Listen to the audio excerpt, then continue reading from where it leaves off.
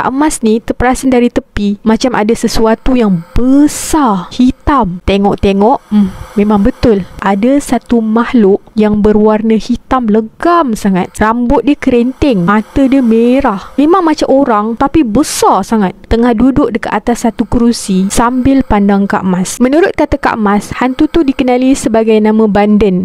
Kejap lagi Airin cerita kenapa dipanggil nama Banden. Hai semua, Assalamualaikum. Welcome back to our channel. Kepada yang baru je sampai channel ni, saya ucapkan selamat datang. Jangan lupa tekan dulu button subscribe dan turn on notification supaya anda tak terlepas nanti nak dengarkan kisah-kisah seram yang akan saya sampaikan dalam episod-episod yang akan datang. Kepada yang dah subscribe channel ni, saya ucapkan berbanyak-banyak terima kasih. Jangan lupa untuk terus like, share dan komen video-video kami. Yang masih lagi belum follow TikTok channel kami, jangan lupa untuk follow Alam Seperti Maya. Sebelum tu, saya perkenalkan diri saya Airin, mencerita kisah seram yang akan membawa anda ke alam seperti maya. Untuk episod hari ini, Airin akan sambung bahagian 3 pengalaman seram yang dialami oleh Kak Mastura. So, tanpa membuang masa lagi, jom kita dengarkan. Wallahulladzi la ilaha illahu alimul ghaibi wasyahadah warrahmanur rahim. Kisah yang pertama ini berlaku pada tahun 2017.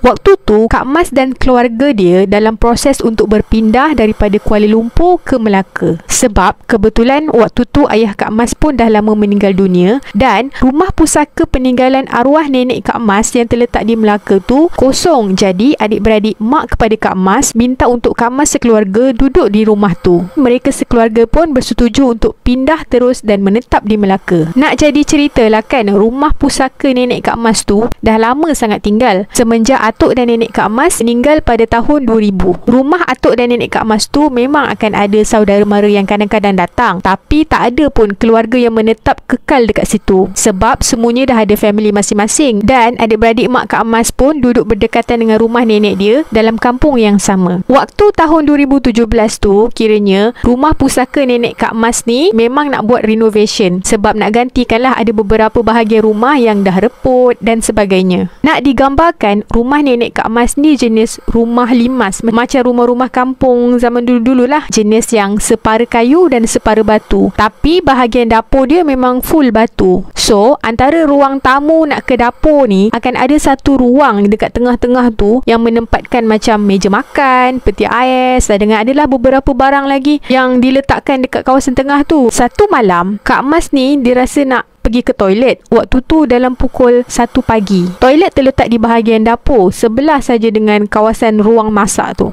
Jadi, bila dah lepas saja Kak Mas keluar daripada toilet, Kak Mas pun cuci tangan dekat bahagian sinki dapur dan dia nak balik semula ke bilik tidur. Dari dapur nak ke ruang tamu, dia akan melalui kawasan ruang tengah yang ada menempatkan peti ais, meja makan tadi tu. Dan dalam kesamaran cahaya, tiba-tiba Kak Mas ni terperasan dari tepi macam ada sesuatu yang besar, hitam. Lalu dia pun sempatlah juga menoleh. Tengok-tengok, memang betul. Ada satu makhluk yang berwarna hitam legam sangat, besar. Dia kata gemuk, perut dia buncit, berlapis-lapis, rambut dia kerinting, mata dia merah. Memang macam orang tapi besar sangat. Tengah duduk dekat atas satu kerusi sambil pandang Kak Mas. Makhluk tu tak buat apa-apa, dia cuma pandang aja Kak Mas. Kak Mas terus rasa macam, waktu-waktu macam ni lah muncul dia duduk dekat sini. Menurut kata Kak Mas, hantu tu dikenali sebagai nama Banden.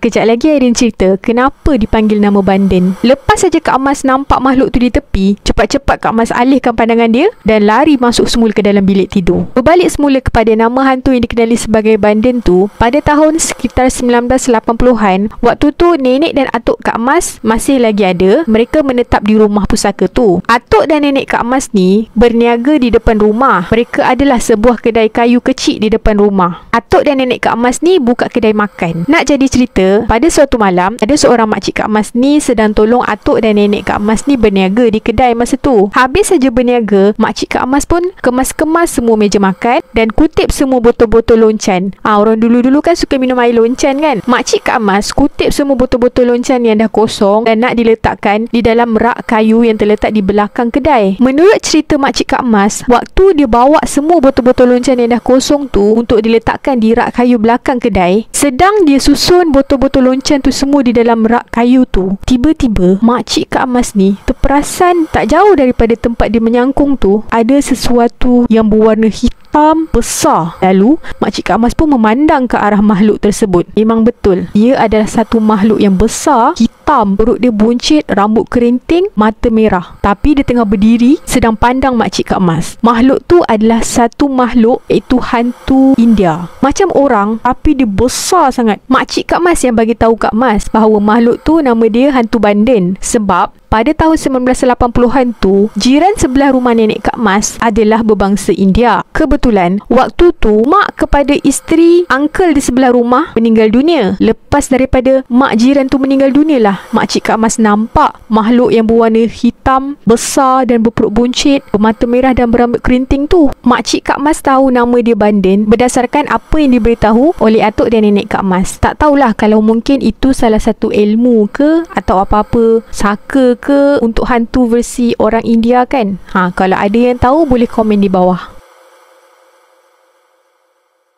Kisah yang kedua ini berlaku pada tahun 2017 juga. Waktu tu Kak Mas ada di rumah pusaka nenek Kak Mas tu. Dekat belakang rumah nenek Kak Mas ni ada kawasan store dan dekat-dekat dengan ampayan. Belakang ampayan tu ada semak samun dan hutan belukar. Satu hari Kak Mas ni pergi kat kawasan store untuk dia ambil barang. Lepas saja dia ambil barang, Kak Mas pun lalu dekat bahagian ampayan. Lepas Kak Mas lalu tu, Kak Mas, abang dia iaitu abang Danish, mak Kak Mas dan seorang makcik Kak Mas menaiki kereta untuk pergi beli barang di Bandar Melaka. Sampai-sampai aja dekat Bandar Melaka, semua orang ni dah siap-siap lah nak turun daripada kereta. Tiba-tiba Kak Mas tak boleh nak angkat kaki dia. Dia rasa macam kaki dia berat sangat. Waktu tu Kak Mas kata, aduh, habislah aku, macam mana ni? Aku ni dah lumpuh ni, tak boleh nak buat apa-apa dah ni. Menurut kata Kak Mas, kaki dia tak rasa pun bila pijak. Bila nak angkat, tak boleh. Macam berat sangat. Dalam keadaan genting macam tu, abang Kak Mas cepat-cepat hubungi salah seorang daripada rakan mak Kak Mas, iaitu Makcik Ros. Makcik Ros ni duduk dekat-dekat sekitar Bandar Melaka dan dia pandai juga mengubat orang. Sampai aja dekat rumah Makcik Ros, bila Makcik Ros buka pintu, Makcik Ros terperanjat tengok Kak Mas. Makcik Ros kata,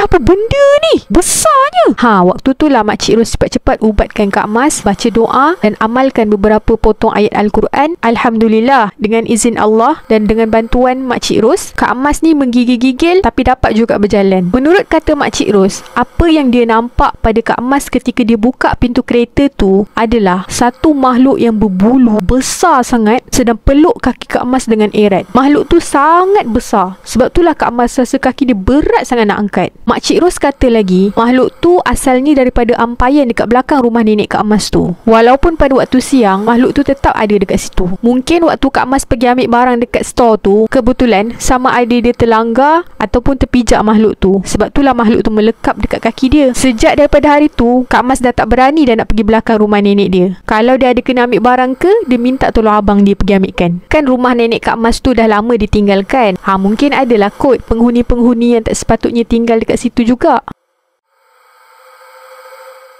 Kisah yang ketiga ini berlaku sama juga pada tahun 2017. Nak jadi ceritalah, satu hari Kak Mas dan mak dia pergi ke Jasin Melaka untuk beli barang. Dalam perjalanan daripada Jasin nak balik ke asahan, iaitu rumah nenek Kak Mas akan melalui satu kawasan, sebuah roundabout kecil. Kawasan roundabout tu dikenali sebagai nama Parit Keliling. Lebih kurang dalam 500 meter nak sampai ke roundabout tu, tiba-tiba mak Kak Mas yang duduk dekat sebelah seat pemandu ni berkata, Dek, sejuk sangat. Rasa macam dekat Korea, sejuk. Kak Mas ni pun pelik. Kenapa tiba-tiba mak dia cakap sejuk pula? Padahal aircon kereta dia kan rosak dan tingkap kereta pun terpaksa buka. Jadi datang mana pula sejuk yang macam Korea tu? Tak semena-mena, hati Kak Mas ni rasa macam tak sedap. Dia terpandang dekat cermin atas kereta. Tahu tak apa yang dia nampak? Dekat tengah-tengah antara dia dan mak Kak Mas, kan ada ruang kosong kan? Dekat situ dia nampak ada seorang nenek kebayan yang sangat uzur. Rambut dia macam serabai sangat. Muka dia berkedut-kedut. Tapi tapi tak nampak dengan jelas, sedang duduk membongkok di ruang tengah-tengah kereta tu. Waktu Kak Mas terpandang dekat cermin tu, dia nampak nenek tu pun sama tengah pandang dia. Dalam hati Kak Mas, oh patutlah mak aku ni rasa sejuk, ada makhluk yang mengikut dekat belakang rupanya. Kak Mas kata muka nenek tu tak nampak sangat sebab dia membongkok, tapi yang pasti dia adalah seorang nenek kebayan. Bila dah sampai dekat roundabout tu, Kak Mas pusing 3 kali dekat roundabout tu, buka tingkap luas-luas. Lepas tu Kak Mas cakap dalam hati, kami tak kacau kau, kalau nak tumpang, tumpanglah, tapi jangan sampai ikut ke rumah. Kalau dah sampai dekat tempat kau pergilah daripada sini, keluar daripada kereta ni. Lepas 3 kali pusing roundabout tu, baru Kak Mas menghala keasahan. Dia tengok balik dekat cermin tu, dah tak nampak dah nenek kebayan tu. Alhamdulillah, Kak Mas selamat sampai ke rumah. Menurut cerita Kak Mas, kejadian ni berlaku waktu siang dan kawasan roundabout tu memang agak keras. Adalah juga beberapa kali Kak Mas ternampak pontianak terbang dekat kawasan sekitar roundabout tu. Sebab kawasan di sekeliling roundabout tu memang hutan belukar saja. Sangat sunyi. Pengajaran daripada ketiga-tiga cerita hari ni adalah selain daripada alam kita ni, ada lagi alam gaib. Jadi walau di mana jua kita berada, kita kena selalu jaga adab, jaga diri. Dan kalau ternampaklah makhluk-makhluk ni mengikut, kita cakap je baik-baik dengan diorang. Aku tak kacau kau, kau jangan kacau aku, pergi daripada sini. Diorang pun faham bahasa. Kalau yang balik kampung tu, jangan suka-suka nak pergi-pergi tempat yang bersemak, lepas tu nak selongkar dekat rumah nenek. Manalah tahu kalau kita terjumpa benda-benda yang tak sepatutnya kan. Sekian saja dari saya untuk episod kali ini. Nantikan bahagian seterusnya pengalaman Kak Mas yang akan saya kongsikan dalam episod seterusnya. Kepada yang masih lagi belum subscribe, jangan lupa untuk subscribe dan turn on notification. Yang masih lagi belum follow TikTok channel kami, jangan lupa untuk follow Alam Seperti Maya. Kepada yang berminat untuk berkongsikan kisah seram ataupun pengalaman berkenaan dengan alam gaib, boleh kongsikan di alamat email yang tertera di skrin ataupun di description. Akhir kalam, segala yang berlaku di alam maya ini kadang-kala memang tak terjangkau di akal, bahkan tak terbatas di waktu, tetapi semuanya boleh berlaku hanya dengan izinnya. Sampai berjumpa lagi untuk episod akan datang. Semoga anda semua terhibur. Bye bye. Assalamualaikum. Ciao.